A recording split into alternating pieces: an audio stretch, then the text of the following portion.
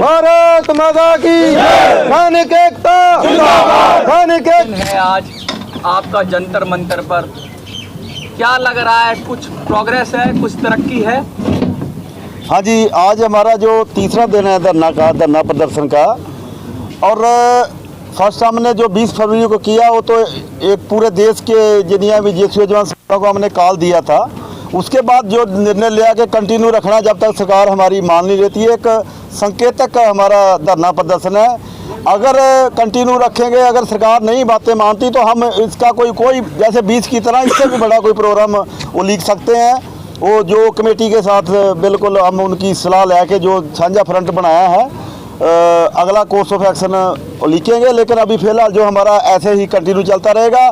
हमारे को पूरे देश से समर्थन मिल रहा है, फ़ोन आ रहे हैं। जो 20 फरवरी को नहीं भी आई हैं जेसीओ जवान संस्था, वो भी आने को तैयार है। कि हमने रोका हुआ है उनको कि जहां हमारे को परमिशन खाली 50 और 100 बंदे की है अभी जो हम कंटिन्यू जो धरना प्रदर्शन, इसलिए हम ज़्यादा मना कर रहे हैं। फ़ोन आ रहे हैं पूरे देशों पूरे स्टेटों से कि हम 200 बंदा लेके आए, हम 400 बंदा लेके आ रहे हैं। हम मना कर रहे हैं क्योंकि अभी परमिशन हमारे को 100 बंदे तक की है। जहां जब हमको कोई बड़ा कोर्स ऑफ एक्शन करना पड़ेगा। अभी जो 20 फरवरी का धरना है, वहाँ से एक मैसेज गया पूरे देश को। अभी पूरे देश के साबका सैनिक जाग पे हैं अपनी हक की मंगा वास्ते। उनके दिल में दर्द है क्योंकि हमारे उनको अभी हमारा जो आपके मीडिया, सोशल मीडिया के थ्रू देश के कोने कोने में जहां की खबर पहुंच रही है कि हमारे जवान हमारी हक की मंगा वास्ते धरना प्रदर्शन में बैठ गए हैं, तो उनके दिल में भी ये भावना है कि हम भी वहां पर जाएं। हमें लेकिन विश्वस्त सूत्रों से पता चला है कि सरकार में खलबली मची हुई है। हम ऐसा इसलिए कह रहे हैं कि G20 समिट 3-4 महीने में होने वाला है देश के अंदर। पूरी दुनिया के 20 देशों के जो प्रोमिनेंट लोग हैं वो भारत में जुटेंगे।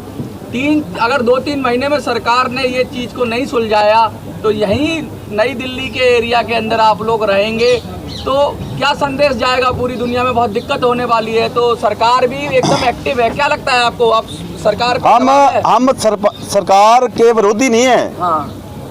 हम सरकार से अपने हक मांगने के लिए आए हैं। अच्छा। बच्चा रोता तो माँ दूध देती है, हम रोने के लिए आए हैं। अपने दर्द, अपनी विडो बहनों के, अपने शहीद परिवारों के दर्द, जिनको ORP से वांझा रखा गया, जो हमारे सैनिक जिन्होंने 3 लड़ाई लड़ी है सन 62, 65, 71, और उनको 5-7 साल की सर्विस में और रिजर्व पेंशन भेज दिया गया। उनको ना तो ORP 1 मिला और ना अभी ORP। जिन्होंने 3 लड़ाइयाँ देश के लिए लड़ी, उनको ORP से वांझा रखा गया। जो हमारे जवान 70%, मोदी जी ने बोला था 15 में को मेरे जवान जो प्री मेचर आ जाते हैं 70%, उनको भी ORP में दायरे में रखा जाएगा। लेकिन जब जुलाई 14 से पहले उनको रखा गया, अभी ORP सेकंड रिवीजन में उनको आउट कर दिया गया। जबकि 70% जवान प्री मेचर आ जाते हैं। प्री मेचर जवान नहीं आते हैं, अपन टर्म एंड कंडीशन 17 साल जो जिस कंडीशन में भर्ती होते हैं वो सर्विस पूरा करके आते हैं, तो उनको 70% को प्री मेचर आउट कर दिया।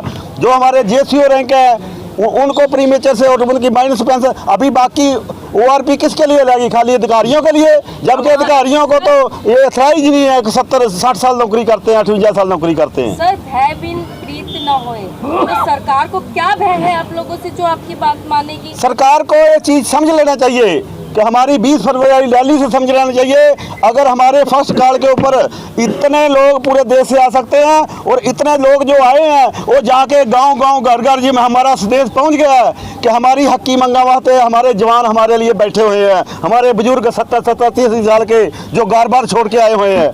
तो ये संदेश सरकार को समझ लेना चाहिए। अगर हमारा जल्दी से जल्दी हमारे जड़े मुद्दे हैं अगर नहीं मानेंगे तो हम कोई बहुत बड़ा कोर्स ऑफ एक्शन देने के लिए मजबूर होंगे। किन परिस्थितियों में रहता है जवान बॉर्डर पर और अधिकारी किन परिस्थितियों में रहता है? थोड़ा तुलनात्मक बताइए, किस मुश्किल में आप लोग रहते हैं? और आज देखिए, जो सर्विस के दौरान अधिकारी है, जो अधिकारी अपनी ड्यूटी करता है, जवान अपनी ड्यूटी करता है।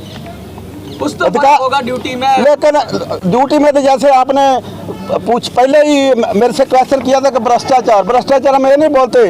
भ्रष्टाचार का मतलब है कि हमारे जवानों का जरा दुरुपयोग होता है सेना में भी। हाँ। क्योंकि जो सहायक सिस्टम है, सहायक सिस्टम की वजह जो जिन अफसर को अनऑथराइज जो जो जवान बॉर्डर पे लड़ने के लिए भर्ती होता है उनको अफसर के घरों में एज ए नजायज काम कराए जाते हैं जो कि अथराइज नहीं है उनको। आप ये कहना चाहते हैं कि जवान को अफसर नौकरों की तरह व्यवहार करते हैं और अपने काम कराते हैं, पर्सनल काम, ये कहना चाह रहे हो आप? बिल्कुल यही कहना चाह रहे हैं कि जैसे हमारा देश आज़ाद हुआ, हमारा संविधान बन गया 1950 में, संविधान चेंज हो गया, लेकिन हमारे आर्मी रूल जो अंग्रेजों के टाइम के हैं, जो अंग्रेज हमारे को गुलाम समझते थे, अभी भी हमारे जो आर्मी रूल 1911 के वही चल रहे हैं, वो चेंज होने चाहिए ताकि हमारी सेना में जो सहायक सिस्टम जरा खत्म हो सकता है। अगर मैं आपको बताना चाहता हूँ कि सहायक सिस्टम की वजह से जितने जवान हमारे पटना से शहीद हो रहे हैं उससे ज़्यादा खुदकुशियाँ कर रहे हैं। लगातार ये खबरें आती रहती हैं कि जवान ने आत्महत्या की या परिस्थितियों, बस बहुत सारी खबरें आती हैं, अखबारों में छपती हैं, लेकिन हम लोग उसको पढ़ते हैं और पढ़कर उसको निगलेक्ट कर देते हैं। क्या यही वजह है जिस वजह से लोग? यही वजह है क्योंकि जो मान लो जहाँ पर कहीं संतरी पोस्ट पे 10 जवानों ने ड्यूटी देना है, वहाँ पर 10 में 4 जवान तो अफसरों के घरों में है, तो वहाँ 6 उनको ज़्यादा जरा टास्क करना पड़ता है, दिन रात ड्यूटी देना पड़ता है, उनको रेस्ट नहीं मिलती और मेंटली जो अपसेट हो जाते हैं। तो इसी यही कारण है खुदकुशियाँ करने का, क्योंकि अगर वो अफसरों के घरों में जाने से मना कर देते हैं तो उनको परेशान किया जाता है, वो दुखी होकर जरा खुदकुशी करता है। ऐसे केस बहुत आए हैं। तीसरा दिन हो गया है धरने का, आपसे कोई पदाधिकारी जो हैं वो लोग मिलने आए जैसे कि जो सत्ता में हैं? नहीं, अभी तक कोई भी प्रशासन की तरफ से हमारे को मैसेज या नहीं सद्दा पत्र आया कि हमारे से कोई बातचीत करने का। आप क्या संदेश देना चाहते हैं आप इस प्रेस कॉन्फ्रेंस के माध्यम से? हम यही संदेश देना चाहते हैं कि सरकार को हम हाथ जोड़ के अपील करते हैं कि हमारी बातें जल्दी से जल्दी मान ले, नहीं तो बाद में हमारे को नहीं दोष देना। हमसे काल दे दिया बड़ी तो यहाँ दिल्ली में जगह नहीं मिलेगी पूरा देश का सब किसान का अगर इधर आ गया तो। बहुत बहुत शुक्रिया।